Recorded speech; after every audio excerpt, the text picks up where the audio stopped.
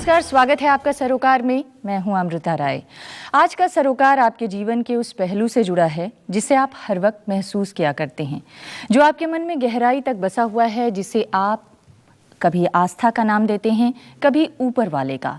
लेकिन कभी कभी जीवन की कुछ घटनाएं इस आस्था पर कुछ तार्किक सवाल खड़े करती हैं, और तब हम ये सोचने पर विवश होते हैं कि आस्था बड़ी है या फिर तर्क बड़ा है। तो आज बहस इसी रहस्य पर।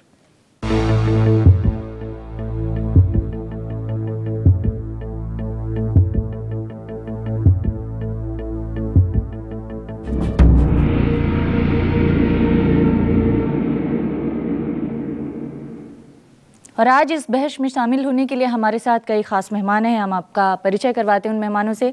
हमारे साथ गौहर रज़ा साहब हैं, चीफ साइंटिस्ट हैं निस्ट केयर में। बहुत बहुत स्वागत है गौहर रज़ा साहब आपका।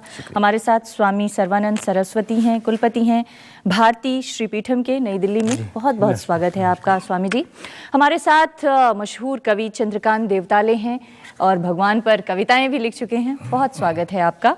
और हमारे साथ स्वामी बालिंदु हैं, ब्लॉगर हैं, और इनके कई और परिचय भी हैं जो बहस के दौरान सामने आएंगे। और हमारे साथ हैं अमिताभ पांडे, खगोल वैज्ञानिक हैं। अमिताभ, आपका भी स्वागत है।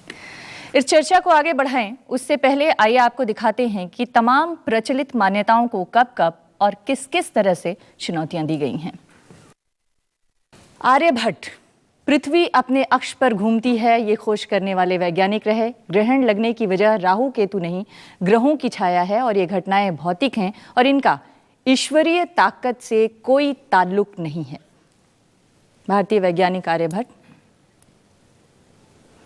कोपरनिकस, ग्रहों का केंद्र सूर्य है, न कि पृथ्वी। सभी ग्रह सूर्य के इर्द गिर्द चक्कर लगाते हैं। ये वो तमाम प्रचलित मान्यताएं थीं जिसको तोड़ते हुए नई वैज्ञानिक खोज डेवलप करने वाले वैज्ञानिक हैं, जिनको हम आपको दिखा रहे हैं। गलीलियो पहली बार वैज्ञानिक पद्धति से ग्रहों के गतिशील होने का इन्होंने पता लगाया और टेलीस्कोप का आविष्कार भी किया।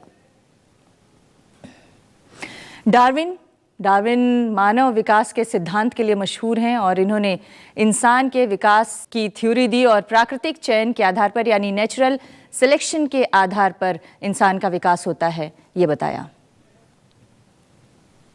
न्यूटन, ग्रह भौतिक चीज है और वो गति और गुरुत्वाकर्षण की थ्योरी पर काम करती है। न्यूटन ने गुरुत्वाकर्षण की थ्योरी दी। आइंस्टीन, फोटो इलेक्ट्रिक इफेक्ट की खोज किए। ईश्वर के होने या नहीं होने से खुद को अनजान बताया, पर नास्तिक होने से इनकार कर दिया। और Stephen Hawking, black hole theory को आगे बढ़ाया। ईश्वर के होने को लेकर साफ तौर से इनकार किया। तो ये कुछ वैज्ञानिकों की हमने बातें आपको दिखाई और इसके जरिए ये बताने की कोशिश की कि ये वो तमाम बड़े वैज्ञानिक और चेहरे हैं जिन्होंने जो दुनिया भर में प्रचलित मान्यताएं हैं उसे अपने अपने तरीके से चुनौती दी। देवताले साहब, इस तमाम जो जनता है उसमें सबसे बुजुर्ग आप हैं, सबसे लंबा अनुभव आपका, इसलिए शुरुआत आपसे करना चाहूँगी। एक तरफ ये वैज्ञानिक सिद्धांत हैं जो कहते हैं कि जो चीज़ प्रूव हो सकती है वही सत्य है, लेकिन दूसरी तरफ वो मान्यताएं हैं जो कहती हैं कि चाहे वो प्रूव ना हो लेकिन हम मानेंगे उसे ही सत्य जो हम महसूस करते हैं। ऐसा क्या? यदि कोई चीज़ प्रमाणित नहीं होती है तो उसे सत्य कहना अपने आप को धोखा देना है। इसके जो भौतिक जगत में, यथार्थ में, वास्तव में जो घटित होता है उसी के आधार पर हम अपनी बातें कर सकते हैं। जी, आप कह रहे हैं कि जो चीज़ प्रमाणित नहीं हो सकती है वो सत्य नहीं हो सकती है, लेकिन जो हमारे दुनिया भर में जो प्रचलित मान्यताएं हैं, चाहे वो भगवान या ईश्वर को लेकर मान्यता हो या आस्था को लेकर मान्यता है, वो कहीं सिद्ध नहीं होती हैं, कहीं साबित नहीं होती हैं। फिर क्यों मौजूद हैं? अमृता, देखिए ऐसा है, ईश्वर के एग्जिस्टेंस को स्वीकार करने के लिए अभी एक बहुत बड़ी बहस हुई थी साइंटिस्ट के साथ में, जिन्होंने कि जर्मन में एक बहुत सेमिनार लगा था गॉड पार्टिकल्स, जिसको इन्होंने एक साइंस के एक पार्ट को गॉड पार्टिकल दिया था। तो उन्होंने गॉड पार्टिकल ही क्यों दिया? अगर ये मान्यता ही नहीं है तो जब जानते ही नहीं गॉड कुछ होता ही नहीं तो गॉड पार्टिकल नाम क्यों दिया? ये साइंटिस्टों ने ये दिया, उसमें जौहर साहब भी थे हमारे साथ। मैं उसी तरह से कह रहा हूँ कि ईश्वर की मान्यता आप उस तरह से मत ले जाइए कि जैसे कि कोई रीतियां होती हैं, कोई जो कि कुरीतियों में बदल जाती हैं। जैसे कि आपने प्लैनेट के बारे में बताया, साइंटिस्ट ने उसको किया, तो आस्तिक और नास्तिक बात की बात नहीं की, उन्होंने ग्रहों की बात की, तो वो ज्योतिष का अलग चला गया। नहीं नहीं नहीं नहीं, नहीं। वो इसलिए इम्पोर्टेंट है क्योंकि हमने अपने पूरे ज्योतिष को इस आधार पर डेवलप कर रखा है, हमने अपने पूरे जीवन को इस आधार पर डेवलप कर अमृता, रखा लेकिन है अब ये कि हमने नहीं ग्रह करा- नक्षत्रों के हिसाब से ही हमारी किस्मत तय होती है। नहीं, इसलिए ये उसका किसने तय importance है। रखा? अगर जिसका ज्योतिष का बनाने वाला सबसे पहले जो है उसने ज्योतिष को ही श्राप दे दिया, तो ये तो मार्केटिंग का हर चैनल पर एक तरह का ज्योतिष का जो कार्यक्रम चल रहा, उन्हीं को नहीं पता मेरा भविष्य क्या है। तो ग्रह ज्योतिष के ऊपर, ये अगर ज्योतिष के ऊपर डिबेट रखी है तो मैं उस पर बिल्कुल सहमत नहीं हूं। मैं अगर एक आस्तिकवाद और नास्तिकवाद, जहां ईश्वर की बात की आपने, हम स्वयं ही आज किसी ज्योतिषी को पता था आज पानी बरसेगा, आज ज्योतिषी को पता था कि कुंभ में इतना बड़ा घटना हो जाएगी।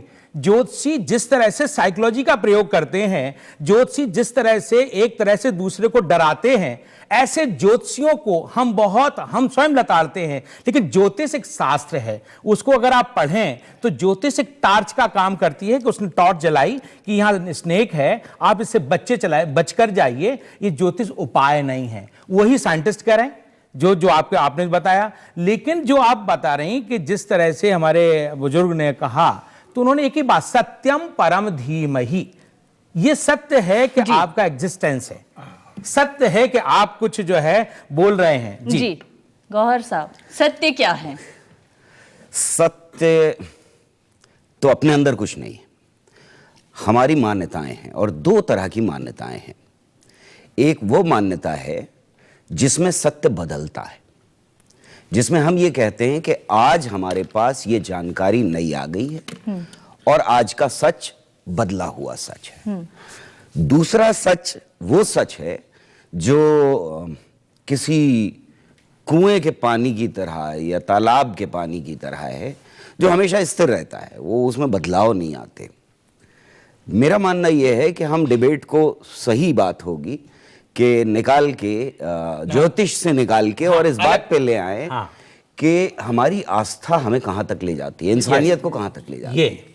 लेकिन शुरुआत करना चाहता थोड़ा हूं, सत्य को दो जगह मत ले जाइए, ना चाहे कुरान शरीफ ले जाए चाहे गीता में ले जाइए। जी, सत्यम, हाँ जी, एक बार गौहर साहब को मैं वहां से बात शुरू करना चाहता हूं जहां से मैंने ये सवाल अपने बचपन में सोचने शुरू ठीक है।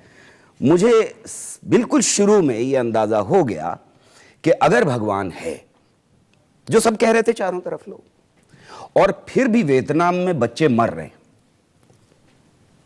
जिनकी फोटोग्राफ्स रोज आती थी अखबारों में, हम बड़े हो रहे थे तब, और वो भगवान इन बच्चों के ऊपर बम गिरने से नहीं रोक सकता, तो मुझे ऐसे भगवान की जरूरत नहीं है। ठीक। मैं उस भगवान से मोहब्बत नहीं कर सकता, मैं उस भगवान के आगे हाथ नहीं झुका सकता, मैं नमाज नहीं पढ़ सकता, मैं मस्जिद में नहीं जा सकता उस भगवान के लिए जिसमें ताकत है और नहीं रोक पा रहा। और अगर उसमें ताकत ही नहीं है रोकने की, तो फिर मुझे उस भगवान की जरूरत नहीं। तो यहां से मेरी नास्तिकता शुरू होती है, और अब मैं 55 साल 56 साल का हो चुका हूं, कभी मुझे उस भगवान की जरूरत नहीं पड़ी जिसकी बाकी लोगों को जरूरत पड़ती। जी अमिताभ, मुझे अभी देवताले जी की कविता याद आ गई, और मैं दो उसका छोटा सा हिस्सा पढ़ना चाहूँगा कि अखबार के चेहरे पर जिस वक्त 3 बच्चे आइसक्रीम खाते हंस रहे हैं, उसी वक्त 20 पैसे में सामान ढोने के लिए लुका छिपी करते बच्चों के पुट्ठों पर पुलिस वालों की बेंतें उमच रही हैं।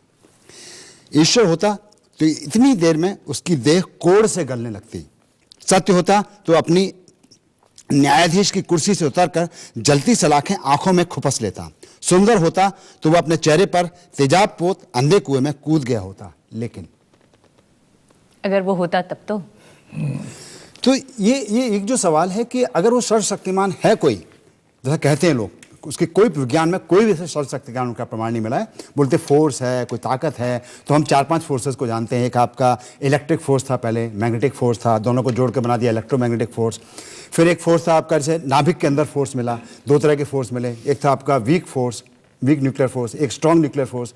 तो वीक फोर्स को इलेक्ट्रोमैग्नेटिक फोर्स से बना के इलेक्ट्रो वीक फोर्स बना दिया गया। अब वैज्ञानिक इन सबको जोड़ के कल्पना कर रहे हैं कोई ऐसी एक फोर्स होगी जो फिजिकल चीज है, इनके पार्टिकल है जो ढूंढे गए हैं, जैसे लाइट का जो पार्टिकल होता है फोटोन, वो इलेक्ट्रोमैग्नेटिक फोर्स को कैरी करता है। स्ट्रॉन्ग फोर्स का पार्टिकल ग्लूऑन जो नाभिक में प्रोटॉन्स को जोड़ अंदर संभाल के रखता है और प्रोटॉन के अंदर क्वार्क्स को जोड़ के रखता है।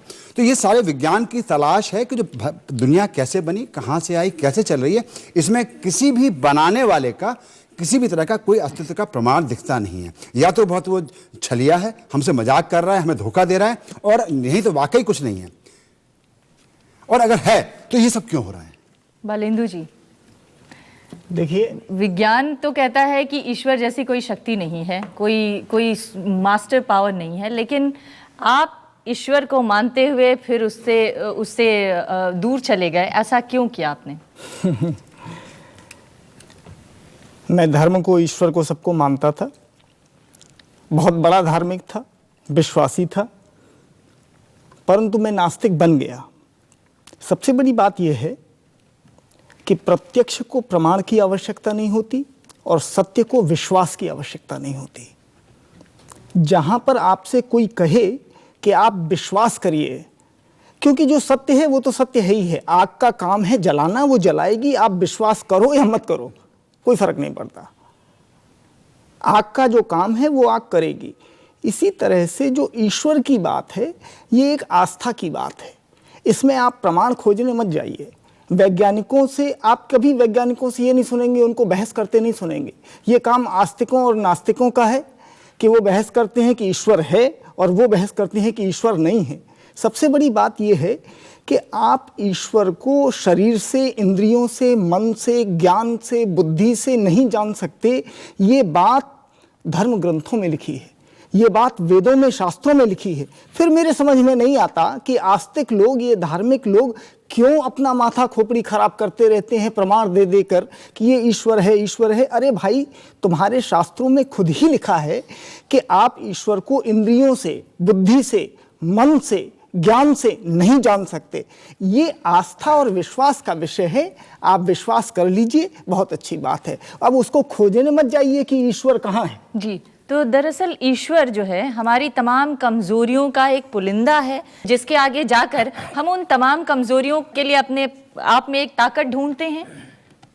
आपने जो प्रथम प्रश्न किया था उसका मैंने सटीक 2 पंक्तियों में जवाब दिया था। मैं अब अपनी बात कहना चाहता हूँ। बिल्कुल। बचपन से मैंने ये देखा कि एक बगीचा है और एक बागवान है, और उसका बागवान है तो बगीचा उजड़ता नहीं है, और जब बागवान गायब हो जाता है और तो वो बगीचा उजड़ जाता है। जिस घर में माँ है वहाँ बच्चे हंस रहे हैं, खेल रहे हैं। जिस घर में पिता है वहाँ सब कुछ है। तो एक छोटा सा इंसान जब अनुपस्थित जब होता है, मौजूद होता है, तो उसकी दुनिया, उसका जो छोटा सा परिवेश होता है वो पनपता है, हंसता है, गाता है, उसमें संगीत होता है, जीवन होता है। ये इतनी बड़ी दुनिया तबाह हो गई है। अगर ईश्वर होता तो ये होने देता? ये बच्चे बढ़ रहे हैं भूख से, कुपोषित बच्चे, करोड़ों कुपोषित बच्चे हिंदुस्तान में हैं। ये आदमी की कुव्वत है और आदमी की ताकत है कि उसने सदियों पहले अपनी सुरक्षा के वास्ते और अपने यकीन के वास्ते ईश्वर का निर्माण किया। God was created by human being, और उसको अपनी कवि कल्पनाओं से, विचारों से उसको बनाया कि उसका भगवान का सेवक जाए और एक पहाड़ उठा के बूटी सहित आ जाए, वो सेवक बनाया। किंतु जिस आदमी ने ईश्वर को बनाया, उसी आदमी ने कल्पना में, कवियों में, किंवदंतियों में, महाकाव्य में जिस भगवान की सृष्टि की, मनुष्यों ने ही उसे नष्ट किया, उसे छिन्न भिन्न किया और उस अपनी कल्पना को गायब कर दिया। और आज हम देखते हैं कि ईश्वर के नाम पर सिर्फ धंधा है, मजहब के नाम पर सिर्फ धंधा है, और इन धंधेबाजों के पास इतने कठिन कठिन शब्द हैं और शास्त्र के ऐसे ऐसे उद्धरण हैं जो आदमी को बेहोश कर दें। जो आप कह रहे हैं कि अगर भगवान है तो फिर कुपोषण क्यों है, गरीबी क्यों है, और लोगों के अंदर असंतोष क्यों है, उनकी सारी इच्छाएं पूरी क्यों नहीं हो जाती हैं? अमृता जी, देखिए, जहाँ अभी साइंटिस्ट हैं, प्रोफेसर गौहर हैं, पांडे हैं, इन्होंने ये कहा अपने उसके बाद स्वामी बालेंदु ने, एक अगर शास्त्र में आप जाएं तो ये भगवान कोई ऐसा रूप नहीं है, भगवान वहाँ से कोई पिता जैसे का परिवार की तरह नहीं है।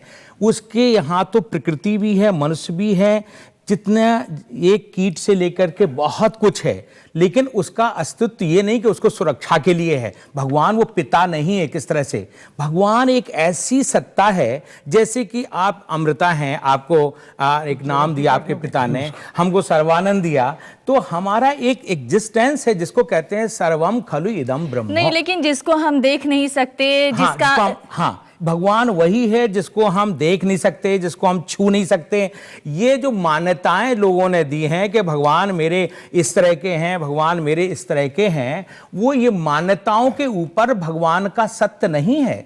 इसलिए सत्य शब्द को कहा गया है शास्त्रों में सत्यम परम धीमहि। जो आपकी बुद्धि में सत्यता है, जिस सत्यता का कोई रूप नहीं होता, आकार नहीं होता है, जिस सत्य को गीता कहती है। तो ये तो फिर मन की कल्पना हुई ना, जिसका कोई रूप नहीं है, जिसका आकार नहीं है, जो सत्य है मगर दिखता नहीं है। तो इसका मतलब ये है कि वो एक कोई काल्पनिक चीज है। और शायद यही वजह है कि दुनिया में आज 500 से 750 मिलियन लोग ऐसे हैं जो नास्तिक हो चुके हैं। ये चर्चा जारी रहेगी, एक ब्रेक के लिए रुकेंगे और ब्रेक के बाद जब लौटेंगे तो यहाँ पर मौजूद जो जनता है बात सुन लेते आपने। मेरे कल्पना या उसके आधार पर ईश्वर, मैं कहता हूं आप एक पत्थर में ले लीजिए, आपकी जितनी गहरी मान्यता है वहां वो उस तरह की मान्यता प्रकट होगी। लेकिन सत्य जो है, ईश्वर है, वो दृष्टा नहीं है, दृश्य नहीं है। दृष्टा हो सकता है। दृश्य का मतलब ये नहीं कि जैसे कि हम हाथ फैला करके ये कर दें, बच्चों को कुपोषण रोक दें, या बीमारियों को स्वाइन फ्लू आया तो भगवान उसको लेकिन जो आम आदमी है वो तो ईश्वर को इसी रूप में समझता है। अगर ईश्वर कुछ नहीं कर सकता तो क्यों है वो बिना बात के? ये इसलिए जैसे हमारा अस्तित्व है।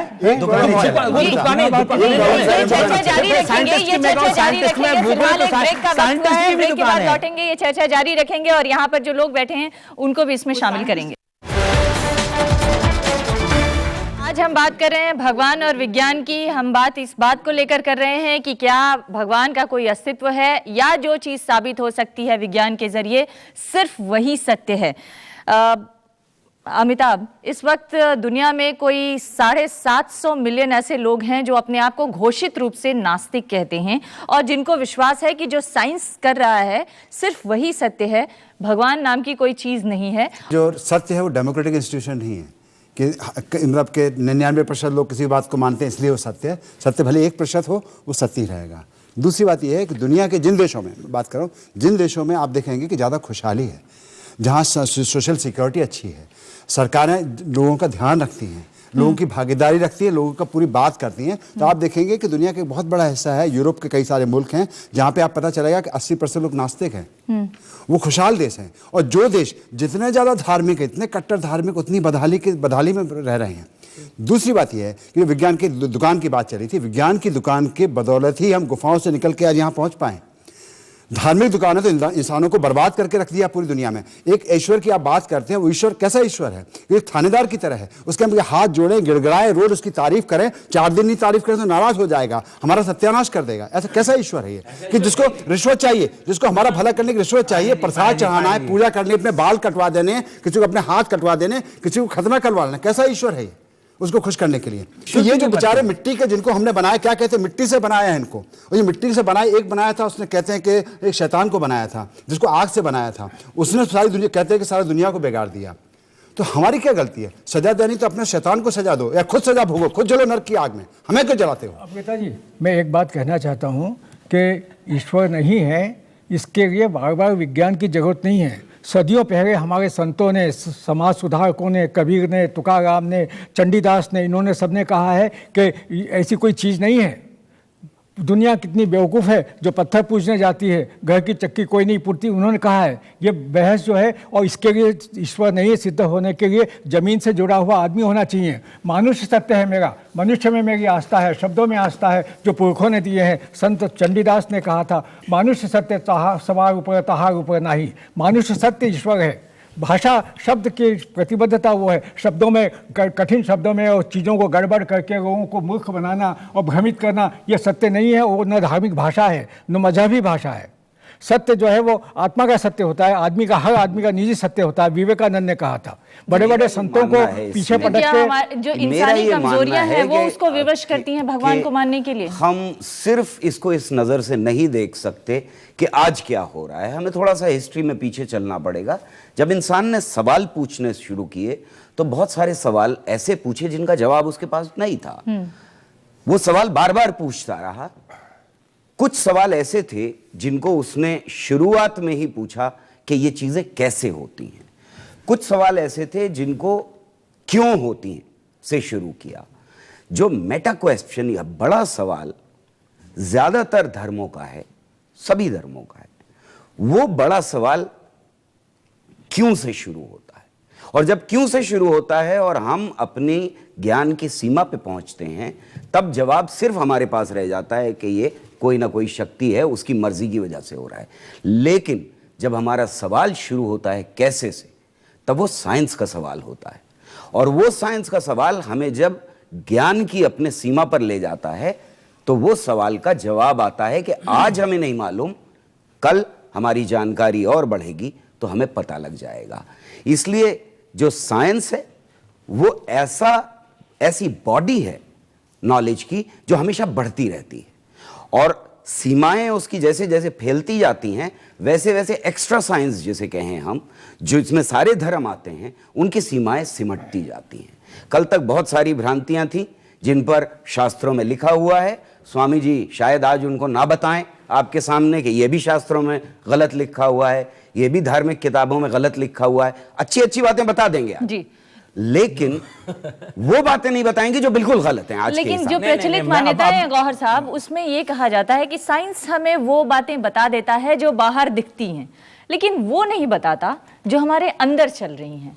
हमारे अंदर चलने वाली ही बातें सारी साइंस ने पिछली एक बात- 2 सदियों में एक चीज बताई। बताना मुझे चाहूंगा। भी तो बोलने का हमारा अभी कल ही मैं पढ़ रहा था दिमाग कैसे कि काम बहुत ही करता जल्दी, है। बहुत ही जल्दी एक छोटी सी चिप यहाँ लगा दी जाएगी, मैं आपके मन की बात जान पाऊंगा, हम दोनों की चिप लग जाएगी। ये क्या सोच रहे हैं, मैं तो जिसको हम बोलते हैं अंतर मन की बात है जानना, ये विज्ञान संभव कर देगा 2-4 साल में। लेकिन ये इजाजत देंगे हम तो, बताइए, इजाजत देंगे मुझे भी तो। सब आपका क्या होगा? मैं एक नहीं, सब हमारा कुछ नहीं, हमारा तो बिल्कुल ठीक होगा।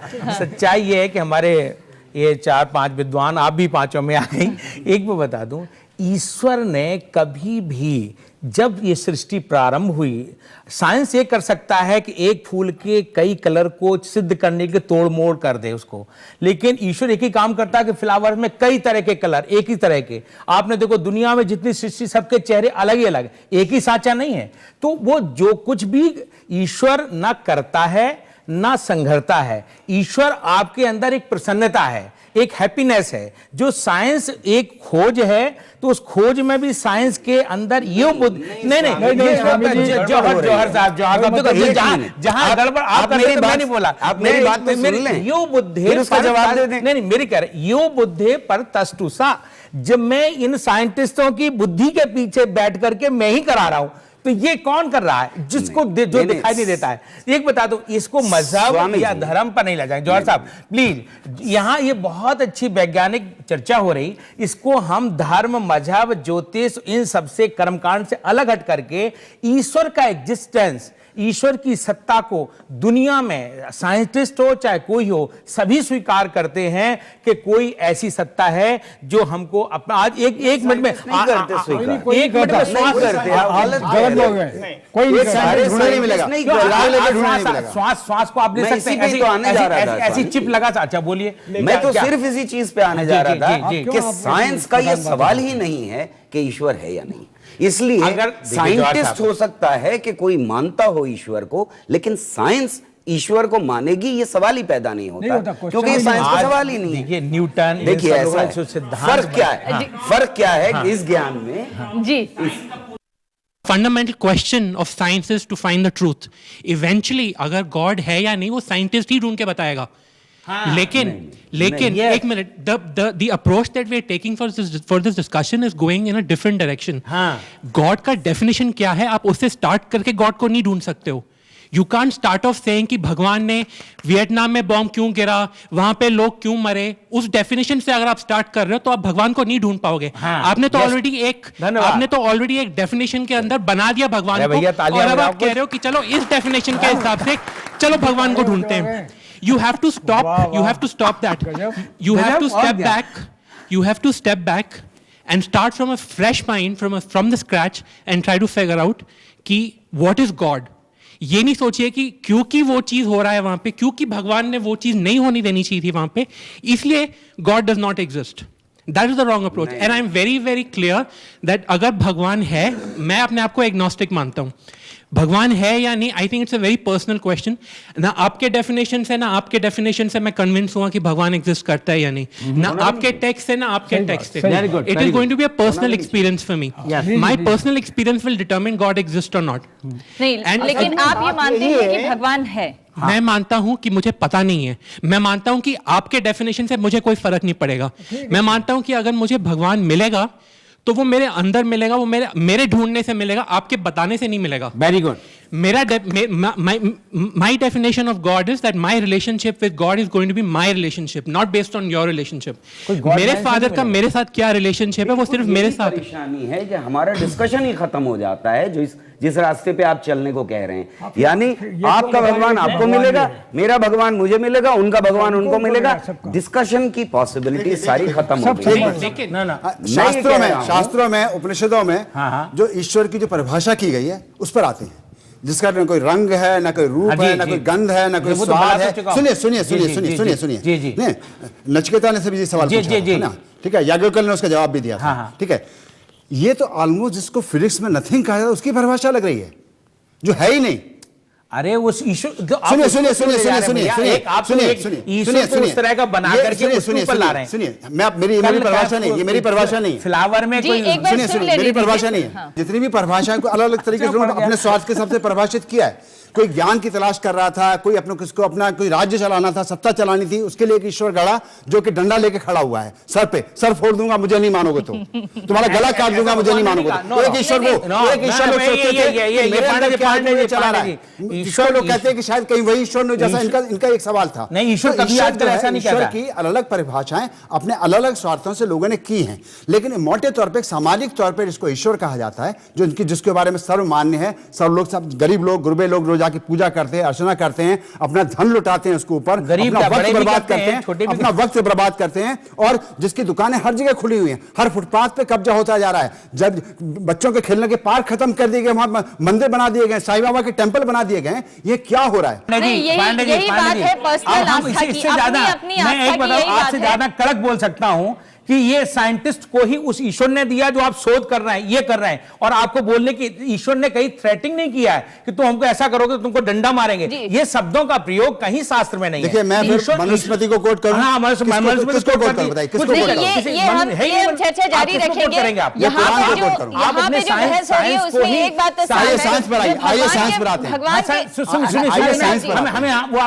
के जो मानने वाले हैं वो इस बात के लिए तैयार नहीं है कि भगवान को सिद्ध किया जा सके या न किया जा सके, लेकिन भगवान है. हम आस्था को मानते हैं. लेकिन जो विज्ञान है, आज वही बड़े पद पे पहुंचा रहा, वो इस पर पहुंचा रहा. ब्रेक के बाद आएंगे तो आप ही से इस चर्चा को शुरुआत करेंगे. बने रहिएगा हमारे साथ. एक ब्रेक के लिए रुकते हैं. तो आज हम बात कर रहे हैं विज्ञान और भगवान की, और दुनिया भर में ऐसे तमाम उदाहरण हैं जब जब भगवान की आस्था को चुनौती दी गई है, तब जो है उसे तरह तरह की मुश्किलों का सामना करना पड़ा है. एक कवि के बारे में मैं पढ़ रही थी, पीवी शेली, जो अंग्रेजी के बहुत मशहूर कवि हैं. उनको ऑक्सफोर्ड से निकाल दिया गया था सिर्फ नास्तिक होने की वजह से. आप अपना सवाल पूछिए, क्या कहना चाह रहे हैं? जी, मेरा ये पूछना है कि आप जैसे जानते होंगे कि भगवान के नाम पे इस दुनिया में लाखों युग होते हैं. एक इंस्टीट्यूशन साइंस है, एक इंस्टीट्यूशन रिलीजन है. मैं रिलीजन और भगवान को जोड़ नहीं रहा हूं, बस मैं ये बोल रहा हूं कि भगवान एक रिलीजन का प्रतिनिधि है. तो वो प्रतिनिधि बैठ करके ये सब देखता रहता है. साइंस के नाम पे आज तक आप मुझे एक युग बता दीजिए जो साइंस में आपस में साइंस ने स्टार्ट किया हो. रिलीजन के जो गुरु हैं, जो भगवान हैं, उनकी वजह से आज दुनिया को इतना नुकसान उठाना पड़ रहा है. चारों तरफ इतने ज्यादा हमारे आतंकवादी हमले हो रहे हैं. अभी रिसेंटली हैदराबाद में बम ब्लास्ट हुआ है. ये सब क्या है? ये सब हमारे को धर्म का देन है. और धर्म किसके लिए? ईश्वर के लिए. उस ईश्वर के लिए ये सब हो रहा है, और वो आंखें बंद करके वहां सत्ता में बैठा हुआ देख रहा है कि 6000 साल बाद कलयुग खत्म होगा, फिर वो सजा देगा.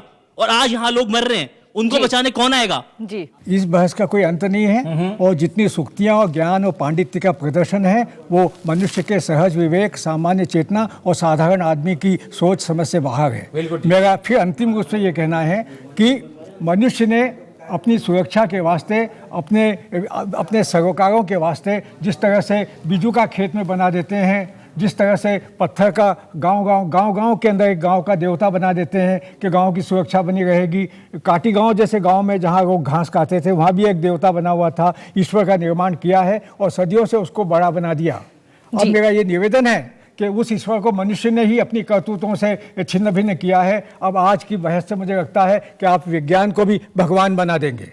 जी हम एक ही बात, भगवान और आस्था की जो बातें डाइवर्ट हो रही हैं, जो धर्म की बात जा रही हैं, मैं एक ही बात जानता हूं, हर इंसान, हर बच्चा अपने अंदर समझता नेगेटिविटी और पॉजिटिविटी। हर व्यक्ति चाहता है कि मैं आईएएस बनना, आईपीएस बनना, तो अपने अंदर उस ईश्वर से, अपनी एनर्जी से वो बात करता है जिसका ना रूप है, ना रंग है, ना कुछ है। वो किसी तरह से अगर किसी भगवान के पास भी जाता है, कहीं कोई देव मंदिर बना है, तो वो अपनी पॉजिटिविटी के लिए जाता है, नेगेटिविटी के लिए नहीं जाता कि मैं मेरे पॉजिटिव। भगवान ने कोई भी इस तरह इसका इंसान का रूप धारण करके ना उसको संहार किया, ना उसका पालन किया। भगवान एक सबके अंदर है, ना वो धर्म है, ना मजहब है, ना संप्रदाय है। ये नीचे के लोगों ने, आपने देखा होगा, चर्च जो जाती है ऊंचाई पर एक सा है, देखिए आकाश को छूती है, मस्जिद को सुनते सुनते कान पक गए, काम पर कि वो अलग है, वो अलग है, अलग भगवान अलग है, जो सवाल उनका था, लगातार उसका यही जवाब अपॉलॉजी नहीं दी मिला। जाती। आप ईश्वर की सत्ता को, अपने अंदर प्रसन्नता को, इसलिए ईश्वर तो एक ही बात कहता है कि नीरस जीवन कहो न भैया, जीवन रस की धार है।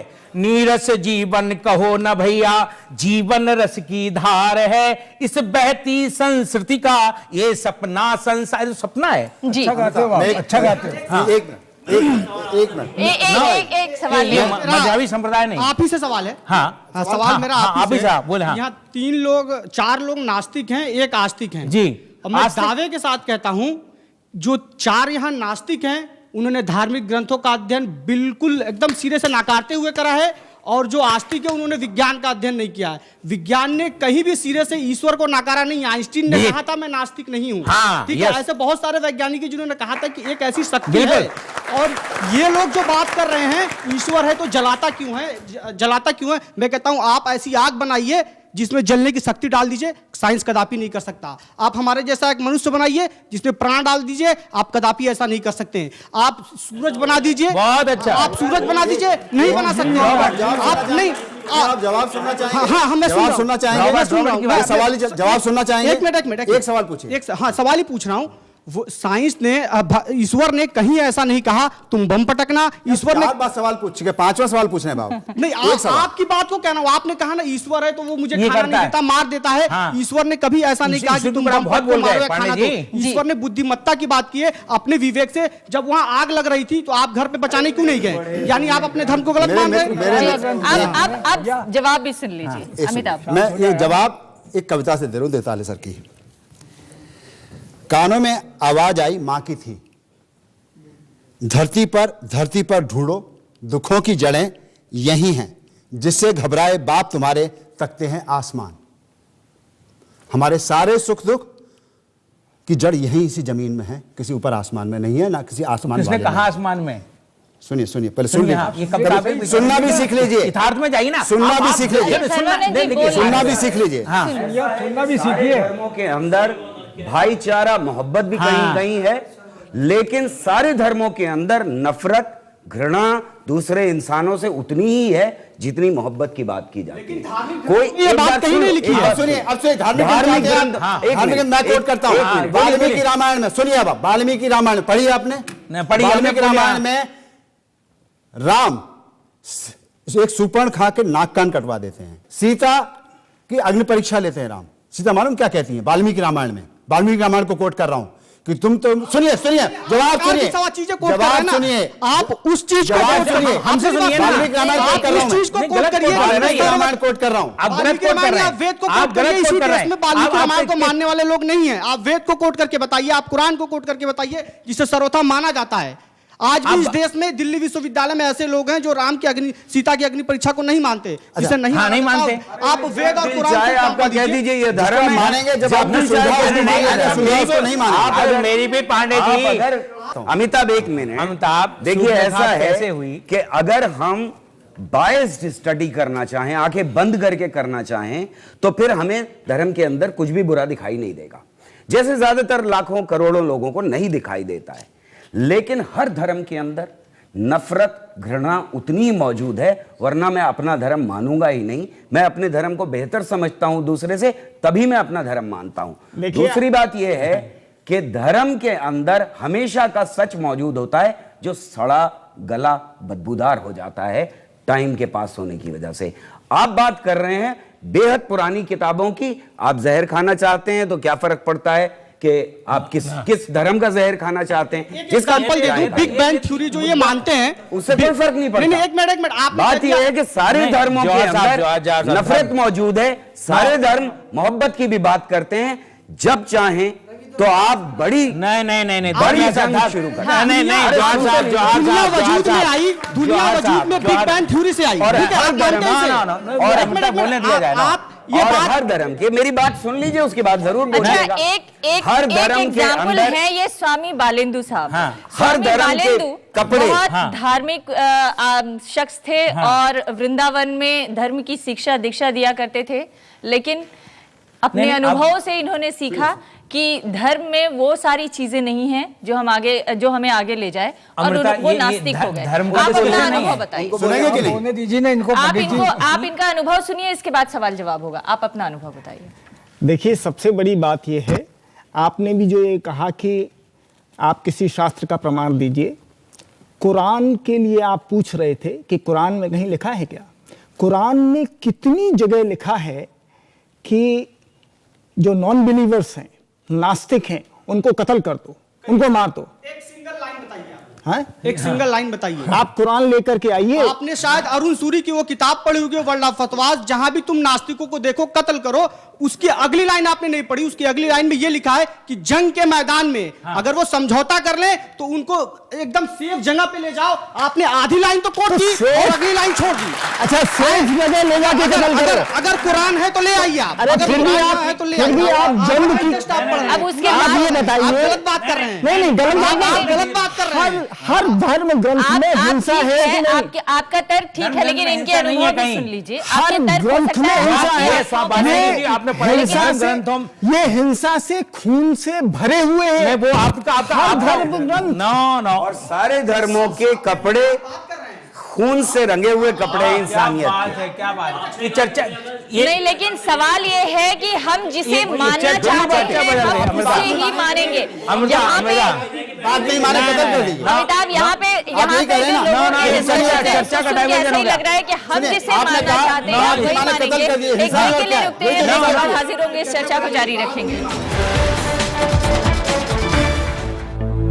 मार्क्स ने कहा था कि हमारी सामाजिक आर्थिक परिस्थितियां ही हमारे विचार बनाती हैं और इन्हीं विचारों से हम भगवान की कल्पना करते हैं, यानी भगवान के बारे में अपनी सोच अपनी राय बनाते हैं। लेकिन क्या हमारी सामाजिक आर्थिक परिस्थितियों की वजह से हम कुछ मामलों में भगवान के ऊपर अपनी श्रद्धा छोड़ देते हैं और अपनी तमाम जो मुश्किलें हैं उसका हल भगवान में ढूंढने लग जाते हैं? बालेंदु जी। निश्चित रूप से। असल में जब इस दुनिया का विकास हो रहा था और दुनिया में सब जगह एक साथ हो रहा था, तब जो बहुत से अनुत्तरित प्रश्न थे उनको मनुष्यों को उसका उत्तर नहीं मिल रहा था कि ये क्यों हो रहा है, बारिश क्यों हो रही है, बिजली क्यों कड़क रही है, तूफान क्यों आ रहा है। तो उन्होंने सोचा कि ये निश्चित रूप से कोई अदृश्य सत्ता का कमाल है और उन्होंने एक अदृश्य सत्ता को मानना शुरू कर दिया। फिर अलग अलग जगहों पर लोगों ने नियम बनाने शुरू किए, समाज को बांधने के लिए अलग अलग धर्मों का शुरू हुआ। परंतु सत्य बात यही है कि ईश्वर जो है वो आस्था और विश्वास का विषय है, उसको आप खोजने नहीं जाइए। जो बात ये हो रही थी कि धर्म की दुकान और विज्ञान की दुकान, कभी विज्ञान आपसे आकर ये नहीं कहेगा कि मुझको मानो, वो तो आपको मानना ही पड़ेगा, उसके अलावा आपके पास और कोई चारा ही नहीं है। तो जो ईश्वर की बात है वो विश्वास और आस्था की है, तर्क की नहीं है। मैं हाथ जोड़ करके सभी आस्तिकों से और धर्म वालों से, ईश्वर वालों से कहना चाहता हूं, कृपया तर्क मत करिए, बुद्धि मत लगाइए। तर्क करने की गुंजाइश वो विज्ञान में होती है, धर्म में नहीं, आस्था में नहीं, विश्वास में नहीं। वहां पर तर्क का कोई काम नहीं है। वहां तो आप मानो, आंख बंद करके देखिए, विज्ञान होता है, वहां पर डाउट होता है, आप शक कर सकते हैं, परंतु भगवान में, धर्म में आप शक नहीं कर सकते। वहां शक की, डाउट की कोई गुंजाइश नहीं है। और वो देख, यहाँ पे बैठे हुए लोगों में भी दिख रहा है। आप पूछिए सवाल। मेरा पूछिए। सवाल स्वामी जी से है। विज्ञान ने समाज को इतना कुछ दिया है, आप सब जानते हैं, लेकिन भगवान ने हमें दिया क्या है? भगवान ने हमें समय बर्बाद और पैसे बर्बाद करने के सिवा दिया क्या है? मेरा सवाल आपसे है, अगर कोई मरता है, कोई बीमार होता है, उसमें विज्ञान क्यों बचाता है? भगवान क्यों नहीं बचाता है उसे? अगर कोई पापी पाप करता है, उसमें उस समय भगवान कहाँ है? बहुत अच्छा तुमने प्रश्न किया। विज्ञान क्या जो बीमार है तो उसको बचा रहा है, विज्ञान बचा रहा है आपके कहने से? भगवान क्यों नहीं आता है बचाने? पापी अगर पाप कर रहा है, भगवान कहाँ है? मेरी बात मेरे सुन लो। विज्ञान की बात जो हमारी बात चल रही है, अब अभी आज जो चर्चा है केवल साइंस और ईश्वर की चर्चा है।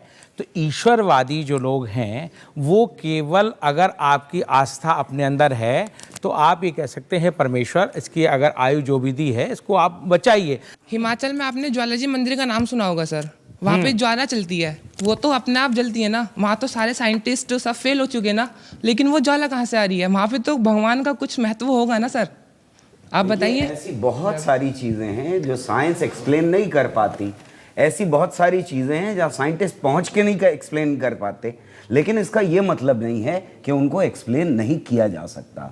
अब से कुछ पहले, एक मिनट, टाइम हो चुका ना सर, आप सवाल चाहते हैं या मतलब जवाब भी चाहते हैं? जवाब चाहते हैं।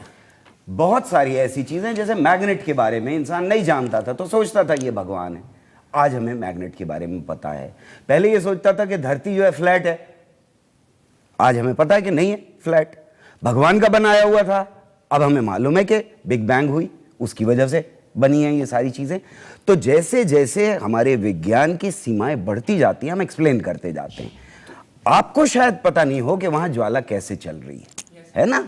यहां जो लोग हों शायद एक्सप्लेन ना कर पाए, शायद मैं जाऊं तो एक्सप्लेन कर दूं वहां पर, या कोई और साइंटिस्ट जाए करे। हो सकता है कि साइंटिस्ट ना एक्सप्लेन कर पाए, लेकिन इसका यह मतलब नहीं है कि वहां भगवान की वजह से हो रहा है। हमें नहीं मालूम। अगर साइंस का सवाल है तो हमें नहीं मालूम।